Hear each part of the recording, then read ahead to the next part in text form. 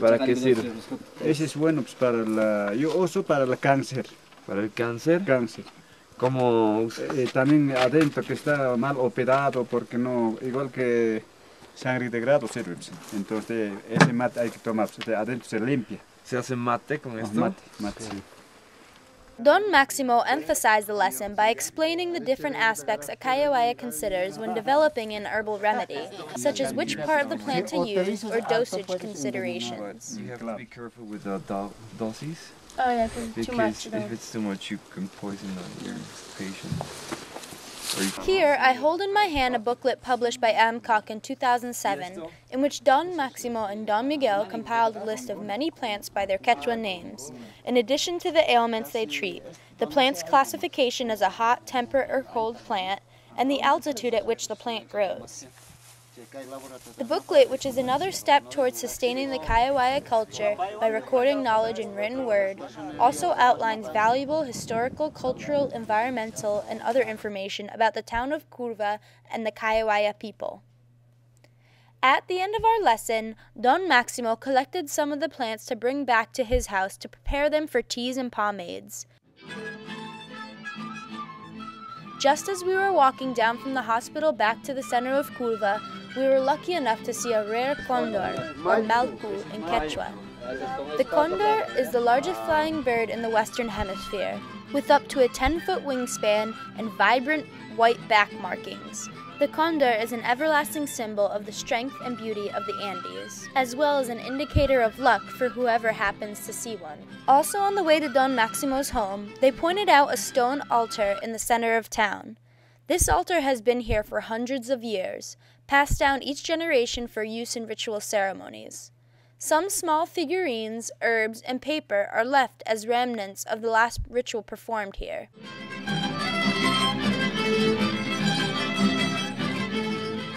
The Kallawayas collect their plants and dry them in blankets laid out under the sun.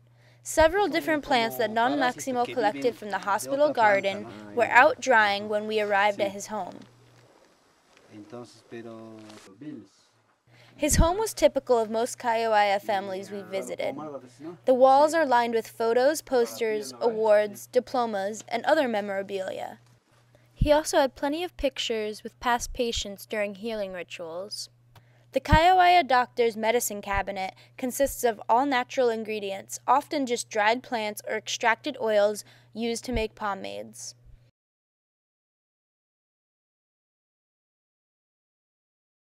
¿Solo para viejitos o como igual, cualquiera? Igual sirve, igual. Yeah. Entonces para reumatismos. Yeah. Este para desinflamante del estómago, para dolor de estómago, para venas. Ya. Y este es para próstata. Todo próstata. Ajá, este ya está combinado. combinado. Todo el riñón, todo. Para el riñón es otro. Pero ahorita no tengo, se puede preparar si quieres. In his home, he prepared some teas and pomades for us to purchase to treat specific ailments, such as an upset stomach or hypertension.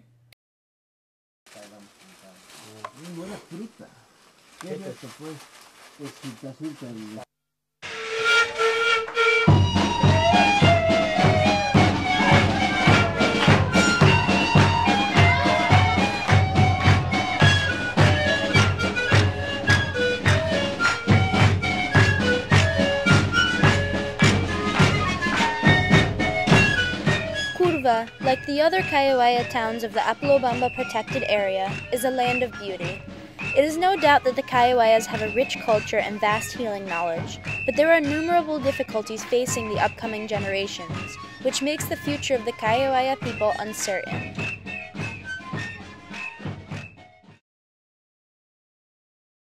The number one problem in the area, urban migration, is an issue with many factors behind it. Climate change has negatively impacted the region, extending the annual dry season and making livestock and plant life less sustainable. This has caused a rural economic crisis throughout the Altiplano, motivating younger Kallawayas to abandon the difficult lives of their fathers and grandfathers, whom traveled on foot for weeks at a time to administer their healing rituals and plants, and to seek more steady pay in major towns and cities.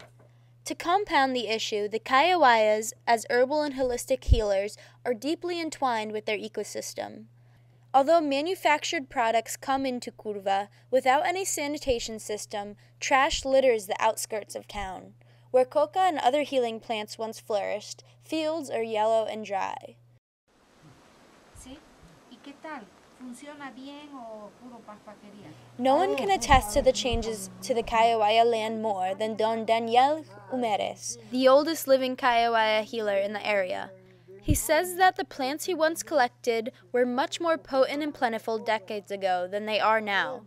Without enough grazing fields, he says that many of his animals have died, and thus Don Daniel, once a sought-out Kallawaya healer, is suffering in poverty, surviving on scraps from a cow carcass for weeks. He says that he is proud of his sons, who became a mechanic and military officer, because he wants to see them end up more successful than he is now.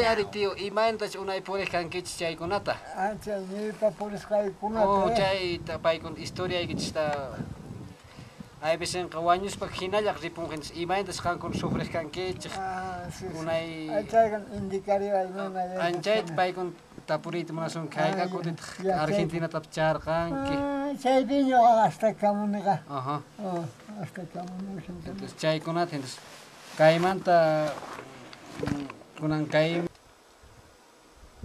Antes era aquí más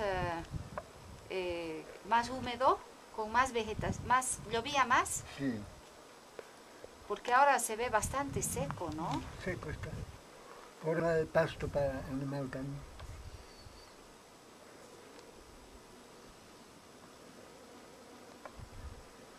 Así nomás está.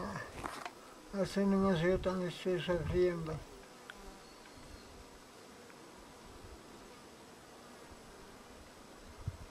Pero por lo menos vive su esposa, ¿no? Sí.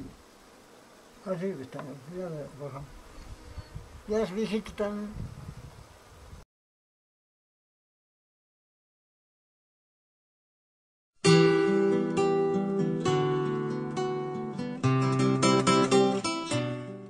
The Kallawayas carry a deeply rooted heritage, an herbal knowledge centuries old. One thing is certain, this Andean culture is an invaluable part of traditional medicine and the Bolivian identity, and every effort should be made so that the culture and medical knowledge of the Kallawayas is never lost.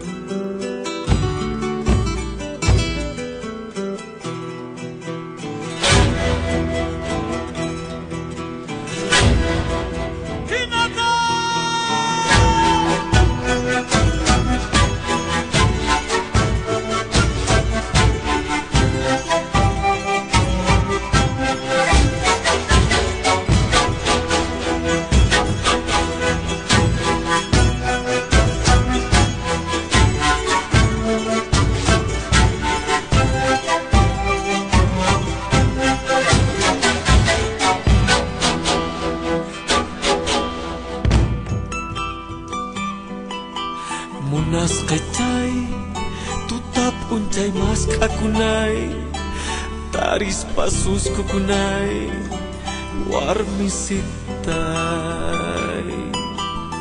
Munas kecai, tutap uncai mas kakunai, taris pasus kukunai, warmisitai. Tangrai kunyai, nyakarim bidai, songko kunyai.